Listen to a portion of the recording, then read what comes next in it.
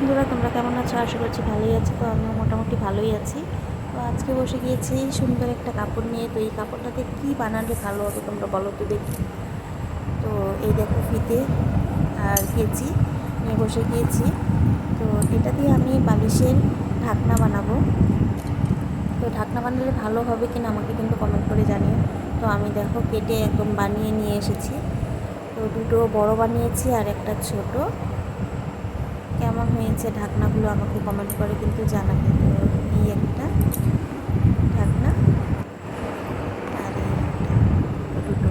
আর আমার ছেলের জন্য যে ঢাকনাটা বানিয়েছি সেটা খুব সুন্দর করে বানিয়েছি, একটু সাইড দিয়ে আমি কুচি দিয়েছি।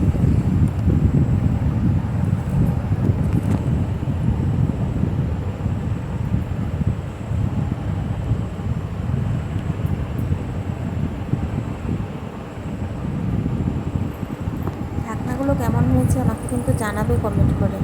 তো এই দেখো আমার ছেলের বালিশের ঢাকনাটা ছোটো, তো তাই চারপাশে আমি কুচি দিয়েছি এটাতে। তো ওই দুটো ভালো হয়েছে না এটা ভালো হয়েছে আমাকে কমেন্ট করে কিন্তু জানাবে, ঠিক আছে? টাটা, সবাই ভালো থেকো, সুস্থ থেকো, নেক্সট ভিডিওতে দেখা হবে।